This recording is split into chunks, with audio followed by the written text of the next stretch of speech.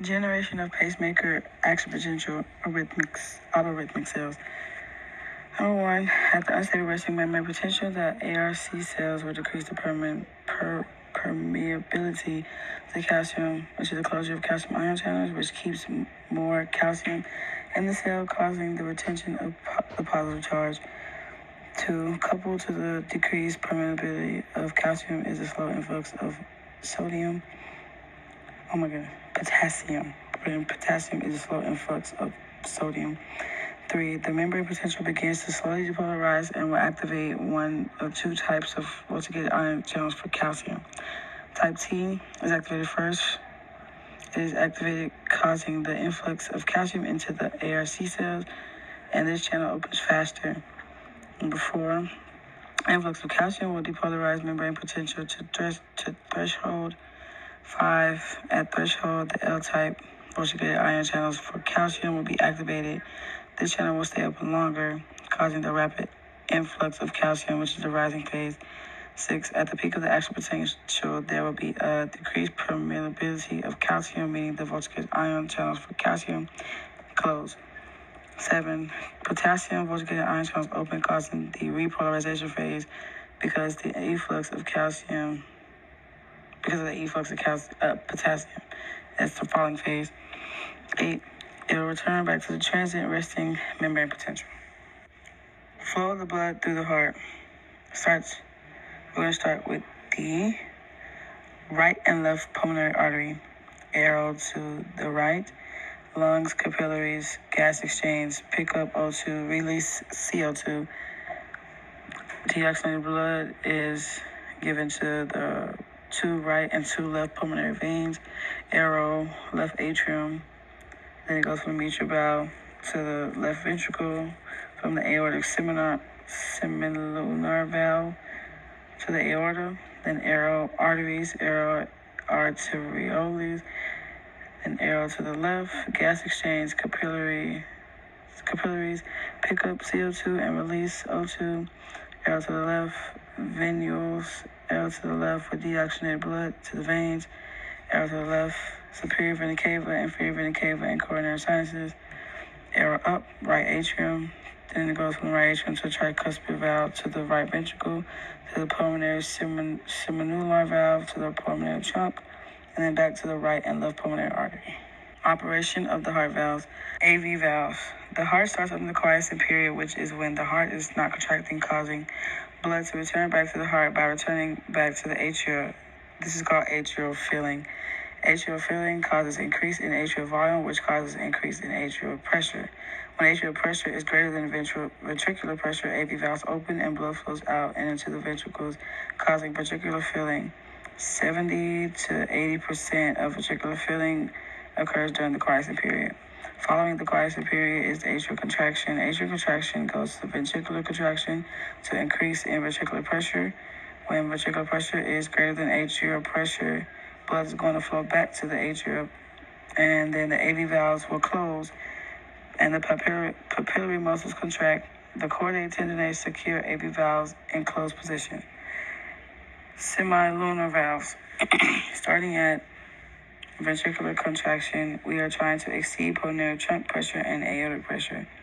When ventricular pressure is greater than aortic or pulmonary trunk pressure, blood will flow from the ventricles to pulmonary trunk or to the aorta, and this causes semilunar valves to open. After ventricular contraction, we go back to the quiescent period. The ventricles are not contracting, meaning the ventricular pressure is going down. When ventricular pressure is less than pulmonary trunk or aortic pressure, the blood is going to try to flow back to the heart, and this will cause the filling of semilunar valves, causing them to close. Walls of the heart. There are three layers. The first layer is epicardium, is the outermost.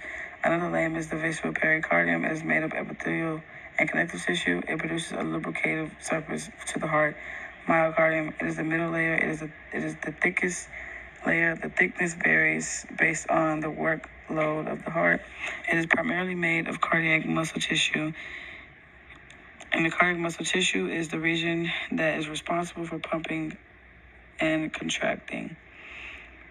Also associated with the connective tissue is called the fibrous skeleton of The heart, fibrous skeletal tissue is connective tissue that intermingles with our cardiac muscle tissue. It functions to provide points of attachment, reinforces our heart valves, and provides electrical insulation for the heart. Endocardium is the innermost layer. It is the white sheet of endothelium, squamous epithelium. It rests on a thin layer of connective tissue. It lines the heart chambers and covers the fibrous skeleton of the valves. Anatomy of the heart. The heart sits in a sac called the mediastinum, which is surrounded by the right and left lungs. Internally, the heart has two sets of chambers: superiorly, the left and right atrium; inferiorly, the left and right ventricles.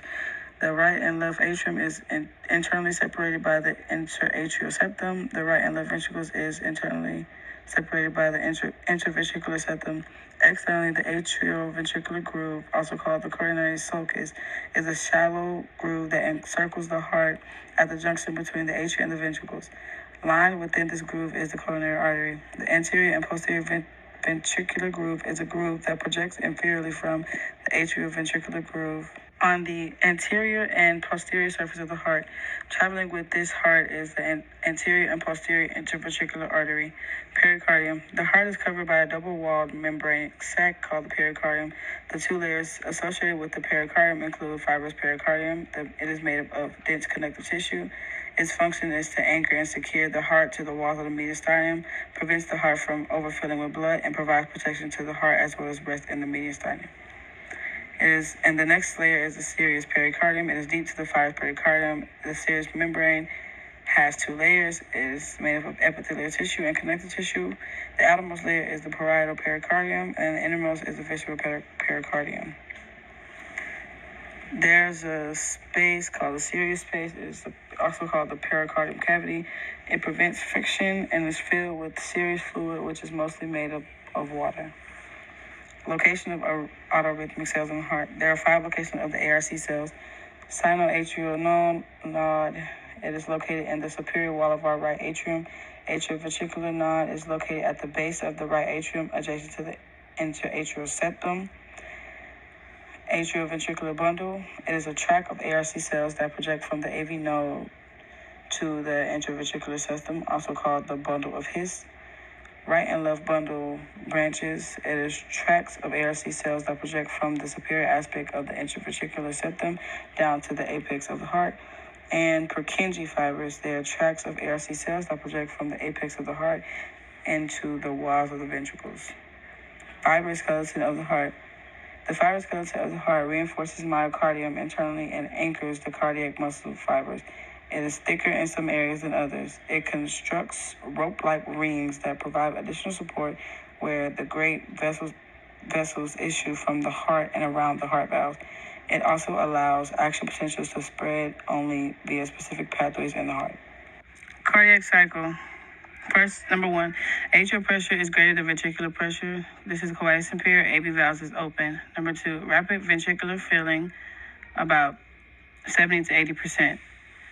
Number 3, increase in atrial pressure is also called the atrial systole. Atrial systole is a spread of excitation from the SA node to the left atrium. Number 4, increase in ventricular volume will cause atrial systole, and it will eject the last 20% of the blood into the ventricles. Number 5, increase in ventricular pressure and increase in ventricular volume. Number 6, end diastolic volume. It is the max volume, which is about 120 to 130 milliliters. 80% of the end diastolic volume occurs in the quiescent period. The remaining 20% occurs in the atrial systole, which is the atrial contraction. Number 7, increase in ventricular pressure. We are now in the ventricular systole. In order for ventricular systole to occur, we need to go to the SA nodes, to the AV nodes, to the AV nodal delay, to the AV bundles, and to the right and left bundle branches, and to the Purkinje fibers. In ventricular systole, ventricular pressure is greater than atrial pressure, and the AV valves close. The chordae tensionae pull on the papillary muscles to keep the valves closed.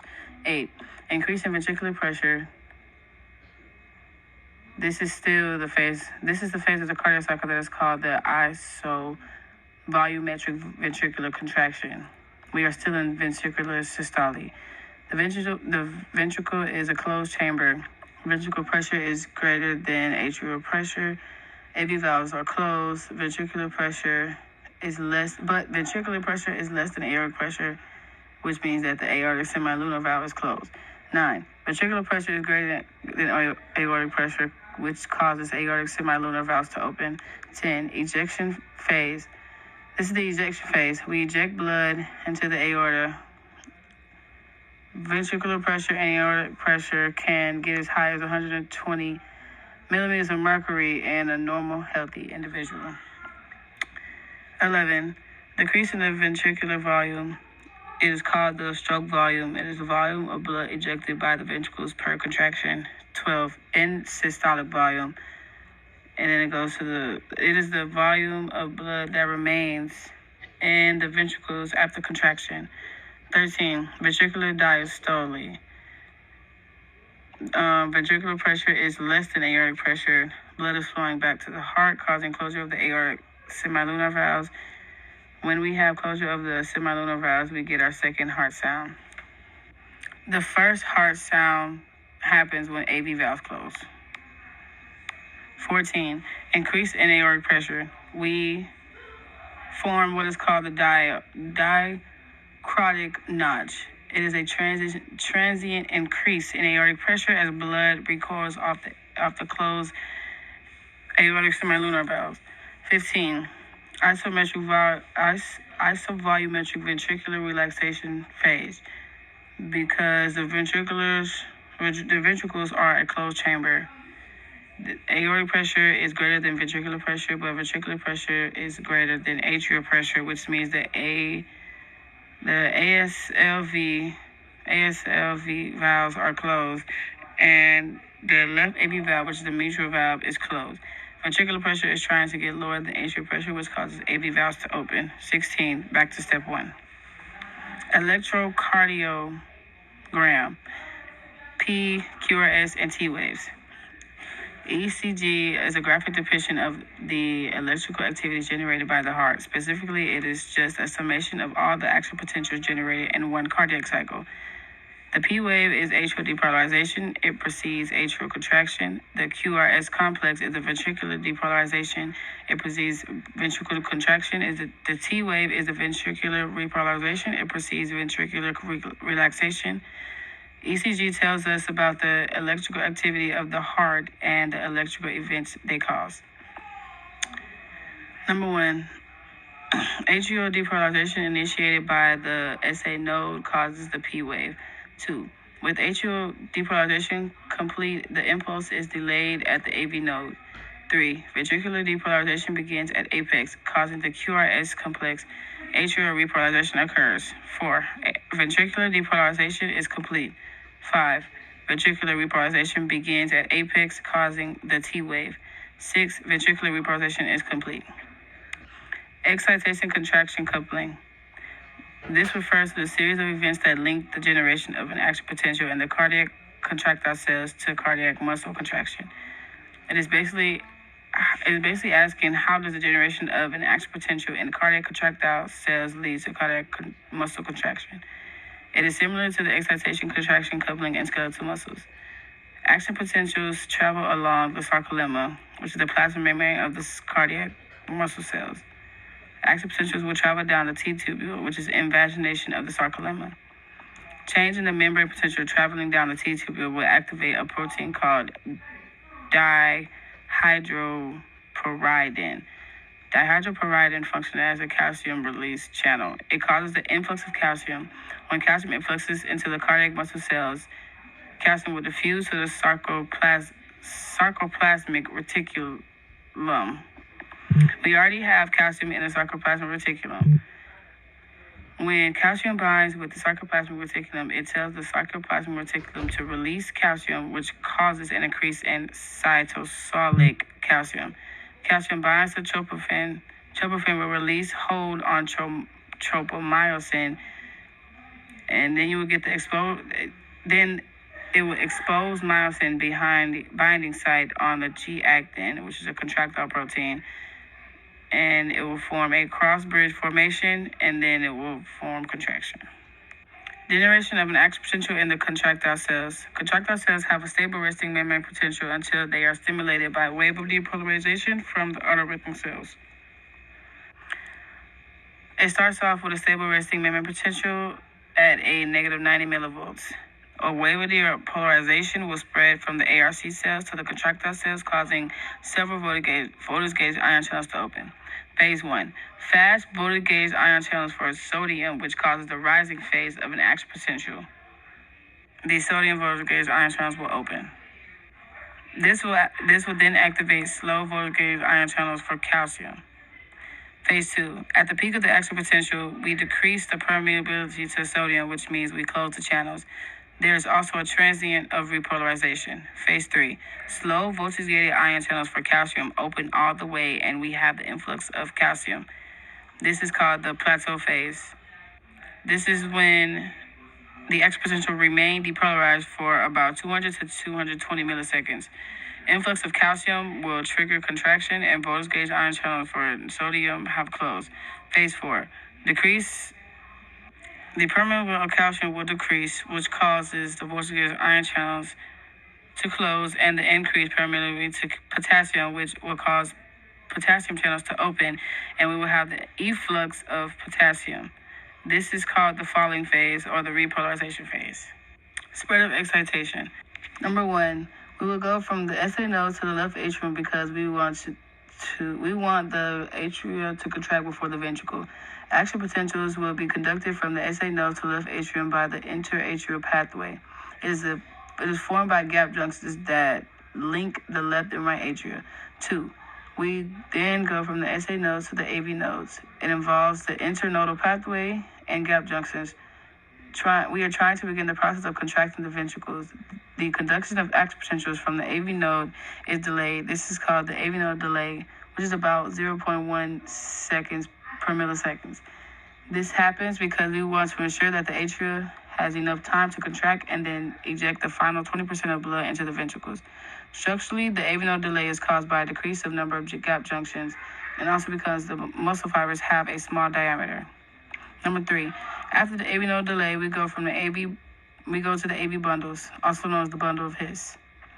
Number 4, we go from the AV bundles to the left and right bundle branches. Number 5, we go from the left and right bundle branches to the Purkinje fibers. For efficient cardiac function, the spread of excitation must ensure that the atrium undergoes excitation/contraction coupling before the ventricles, because the atria ejects the blood into the ventricle. Contractile cells of each chamber to contract as a single unit, and that the left and right atria contract relatively simultaneously before followed by the right and left ventricle contract relatively simultaneously. Homeostatic imbalances. Arrhythmia is decrease or increase in contraction is irregular contraction.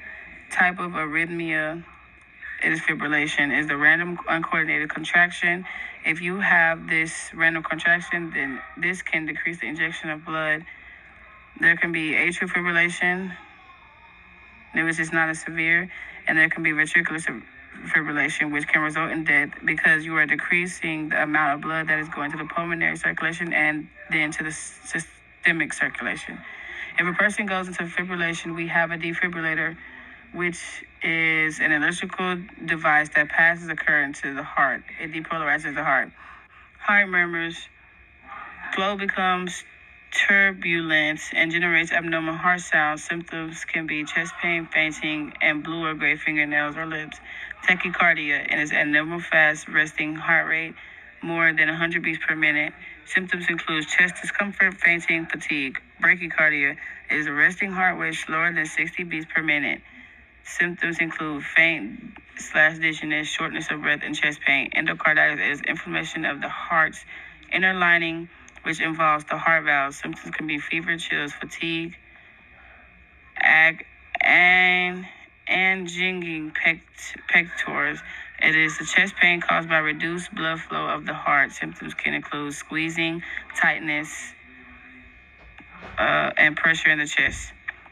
Myocardial infraction, also known as a heart attack, is a blockage of blood flow to the heart muscles.